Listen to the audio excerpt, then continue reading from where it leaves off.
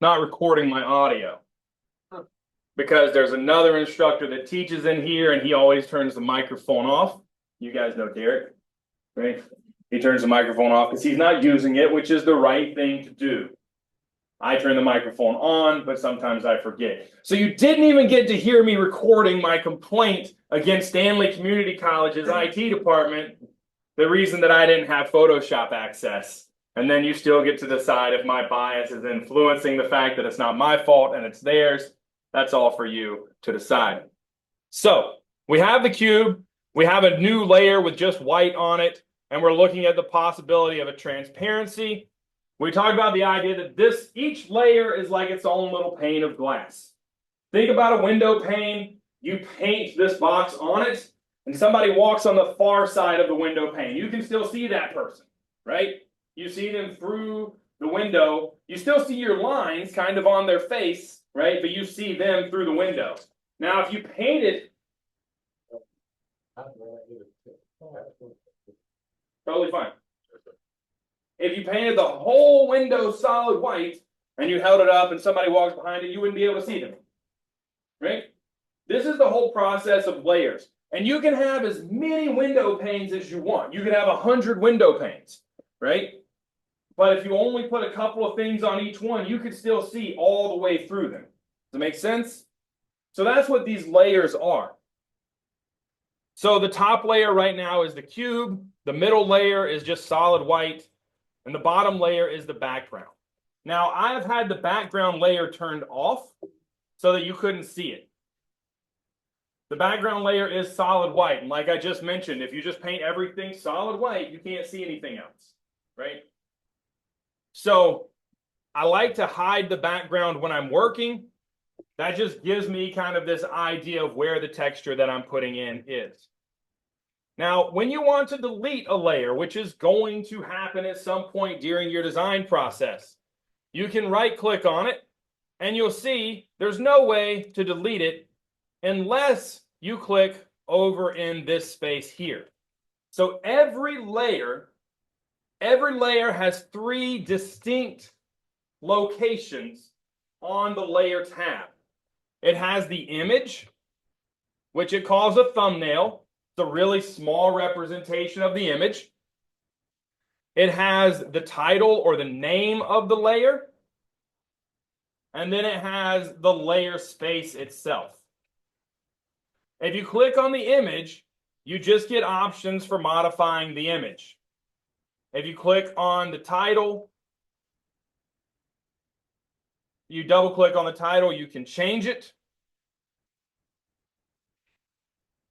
But if you right click on the space, that gives you all the layer options.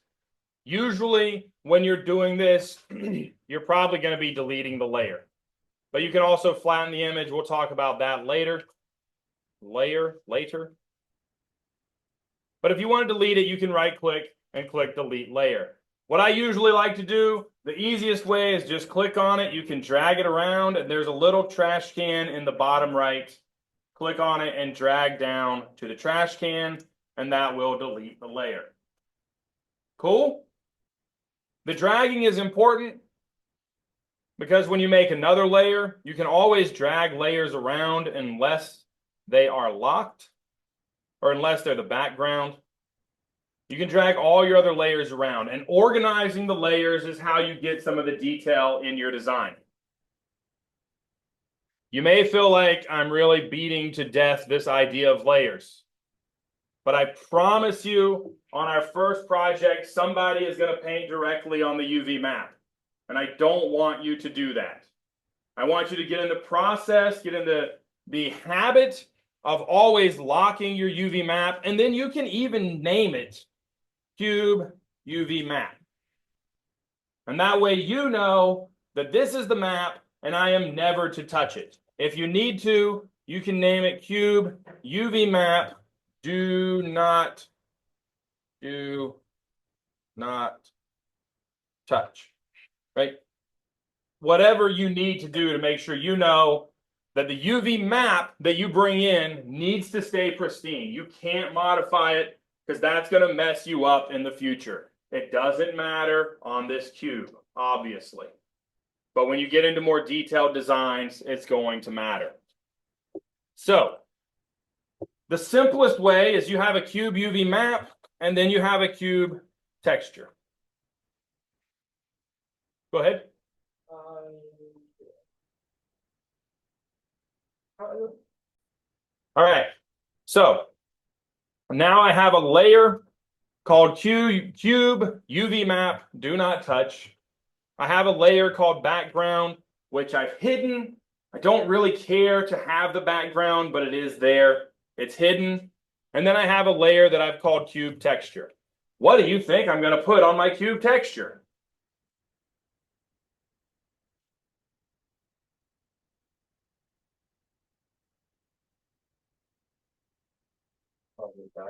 Yay! A dice, a simple dice, right? Something really easy. But in order to do that, we have to learn a little bit about what some of these tools are. The first tool we're going to look at is the brush tool. The brush tool is really simple. You're all familiar with the idea of taking a brush, slapping some paint on it, and smearing it on something, anything, right? Go, Kenyon. Yeah, my mapping looks like rectangles. That's okay. That doesn't matter. And I don't know how you think you got the cube texture on there. Okay. So Kenyon pointed out that I didn't explain how to add a layer. He did. You said that. Does anybody else know how I added a layer? Some of you do, some of you don't. Totally fine, right? So over here, when you click on background, and I only click on background because the button that I'm going to use to add a layer, right, always puts a layer directly above the layer that you currently have selected. So I have background layer selected. There's a little plus sign here to the left of my trash can. When I hit that little plus sign, it creates a new layer. It's a very, very small plus sign. Alternatively, you can right click in the layer space and come up to new layer. And it's going to do the same thing, except it gives you a different feature to name it. But mostly it's the same thing. So you can click the new layer button or right click new layer.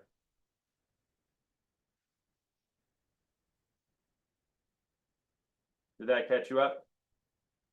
Everybody's caught up? So we're talking about the brush tool.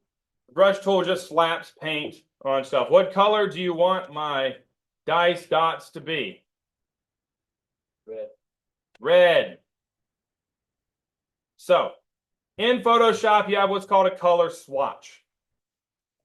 If you click on it, you have a color picker for your foreground, and then over here, you have a color picker for your background.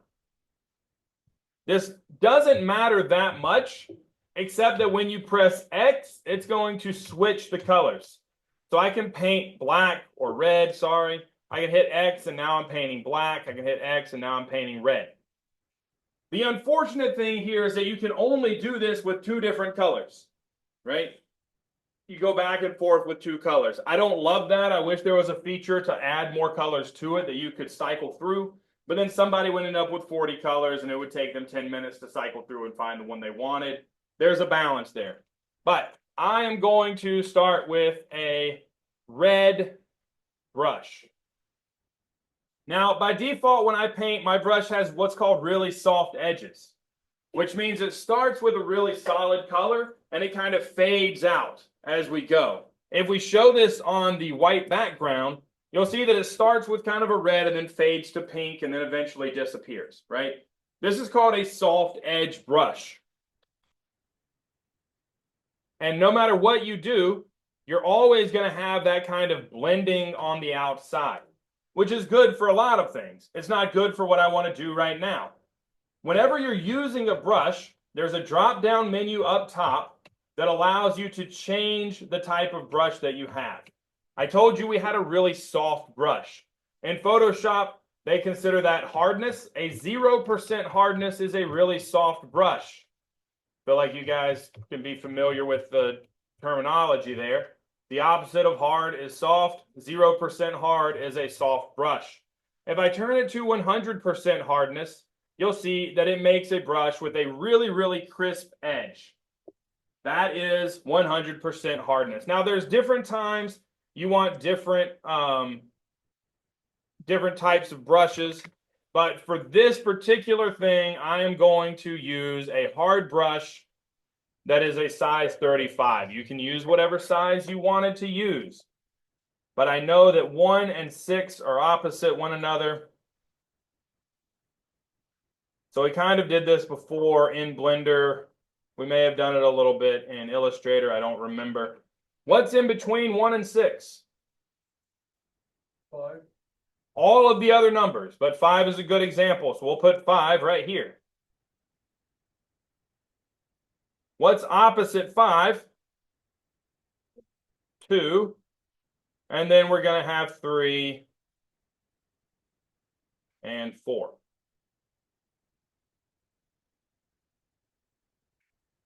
So there's my cube texture. Now, when I want to bring this back into Blender, right? What I don't want is my actual UV map to exist. Because if you do that, then it's going to create that black line and show you where all of your edges are. Which again isn't a huge deal when you're working with this 6-sided dice, right? But if you're working with something that's more organic like a car, you don't want to have all the polygons of your car showing up in your model. So before we take this back to Blender, we want to hide our map and we want to bring up our actual background. The only reason for this is because if you use transparencies, it will apply transparently and you'll be able to see through your cube. So all I've done is I've turned the eyeball off on the map and I've turned the eyeball on the background. So now we're going to save this out. I'm going to save it as, usually what I like to do,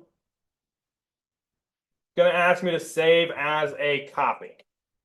Because I don't need the Photoshop file. I don't need the TIFF. What I want is a PNG or a JPG. So I'm going to save it as a copy. And that gives me a lot more options for format. I'm going to save it as a JPEG. And I'm going to name it DiceTexture.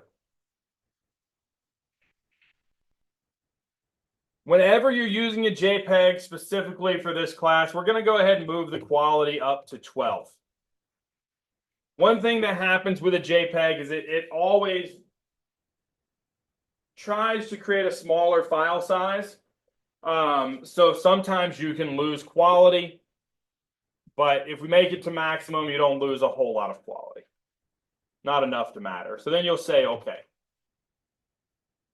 So we've created a very simple texture in Photoshop. So far, all we've done is layers and the brush. We're going to come back to Blender.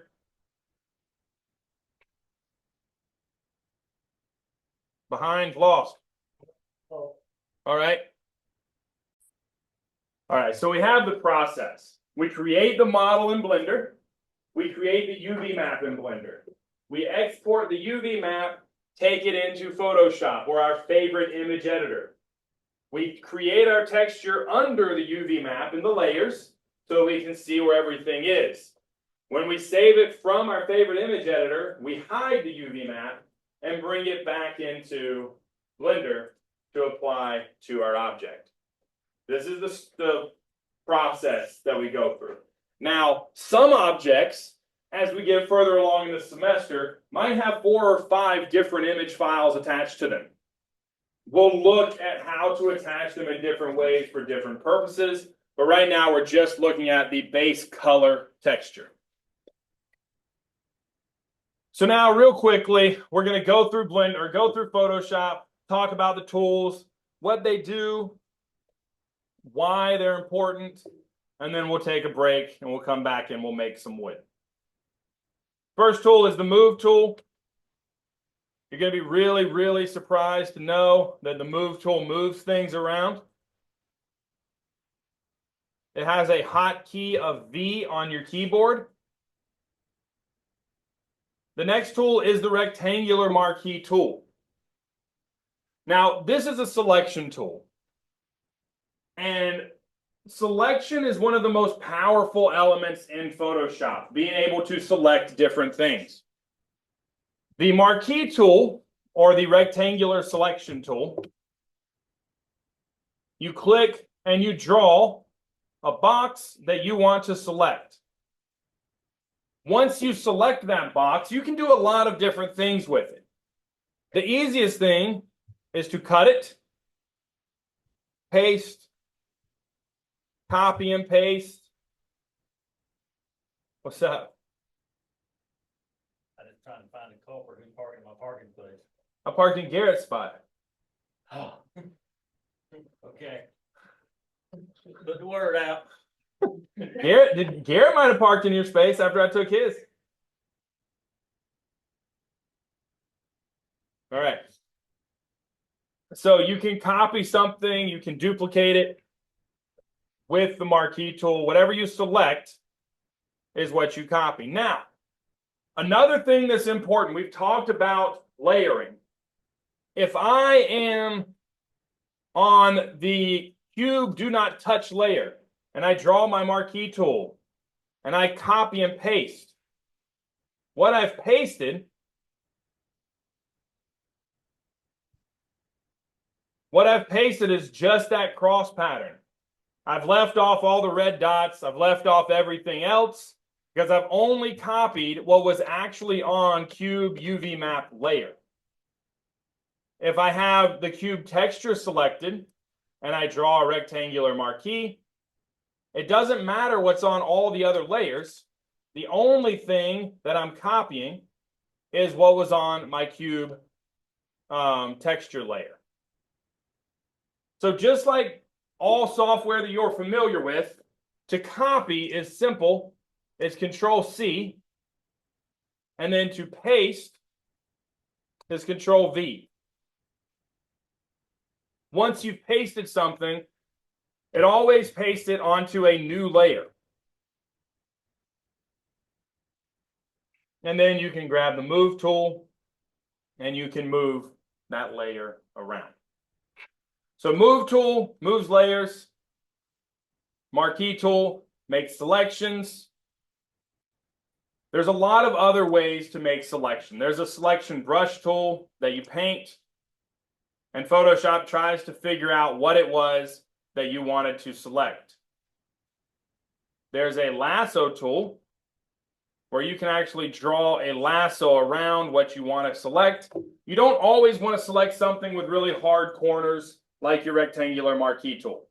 The lasso tool helps to get around that problem. The polygonal lasso tool gives you a little bit of control. You can still get those really hard edges, but it gives you a little bit more exactness, because selecting with the lasso tool, you have to be pretty proficient with your mouse in order to be able to select everything, right? The polygonal lasso tool allows you to kind of click and point, and that means you don't have to be quite as exact with your mouse because you only select it when you click.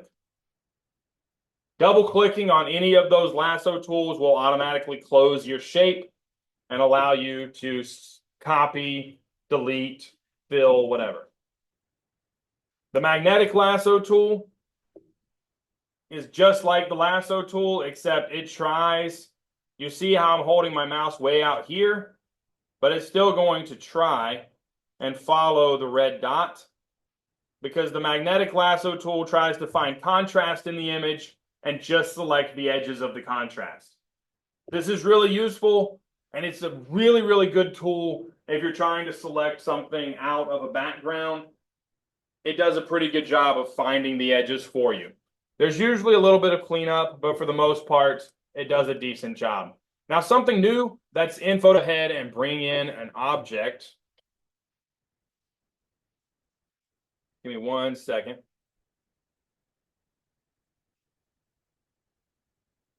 I'm going to bring in this lady here. Y. That's the first one that popped up. I'm going to hide everything else. Now I want to use object selection. So this is a really low quality image, right? But if I hover my mouse over it, you'll see that it kind of turns pink and has an outline. Photoshop says, oh, this is an object. Let me select it for you. And then it does its best. It's not perfect all the time, especially on low quality images, but it does a pretty decent job of selecting things. We probably won't use this too much in this class, but it's a good tool to know just in Photoshop in general. There's the quick selection tool. This is something that we probably will use more of in this class. Where's my cube texture? There. Let's say I wanted to select all of my red dots. I can click and it'll select one, but if I tell it to, what are you doing? If I drag it around, then it will eventually select everything that I want. And I can hold down Shift and click, and it will keep selecting just the red dots. There's also a magic wand tool that will select everything at once, and it selects it based on color. So in this case, I wanted to select all the red dots. If I click on it, I can select everything. If I copy and paste it, now I have two versions of all of my red dots. Those are kind of the selection tools. Something else that'll be really useful is going to be our eyedropper tool. The eyedropper, all it does is it picks a color that you want to mimic. So in this case, let's say I had lost my red color and I wanted to use the exact same red color. That's going to be hard to find in my color picker, right? It's hard to find the exact color that I used, but that's okay because I can use my eyedropper and just click on it and it will automatically select that color. Which brings me to another point. Whenever I'm working on a texture and I have colors that I want to work with, I always make a new layer and I call it color palette. And then I just put a little blob on that layer of all the colors that I'm going to use. So that whenever I need that color, I can just use the eyedropper and go and find exactly what color I had. Remember, I said I wanted a color picker that allowed me to cycle through like 10 different colors that I was using. They don't have that. Creating your own color palette allows you to do that with the eyedropper tool.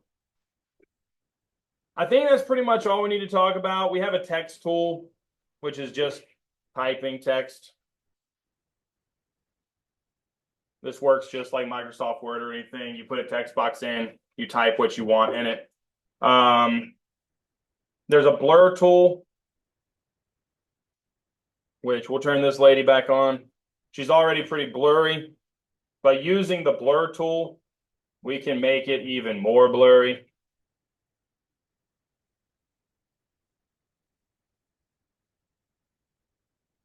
From a texturing standpoint, sometimes you don't want everything to be a super high resolution, right? Especially stuff that's going to be kind of in the background or stuff that's not as important. Using the blur tool gives you kind of that discrepancy, I guess. So let's say you were creating a texture for the stands for a baseball game or a football game. You don't want all the people in the stands to be really, really clear. Right? If you're making it for like an older style game, maybe a modern game would have a little bit more detail. But as you blur it, you can make it a little less distracting and use a little bit less memory to put that detail out there. I think that's the gist. We also have an eraser tool. The eraser tool just erases things. I feel like we're probably familiar with that concept, right?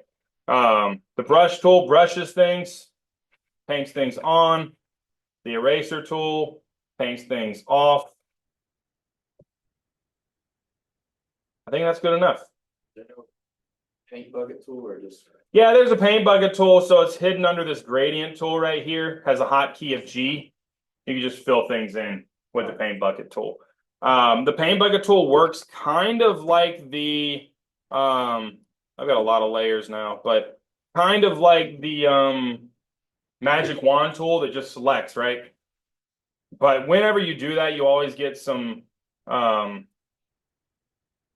discoloration, I guess, around. You can click it a lot and it'll bring it back, but that's, yes, there's a paint bucket tool. But when I talk about the paint bucket tool, I put it on my cube texture layer, right? Usually what's easier is just have a background layer and make that layer a solid color.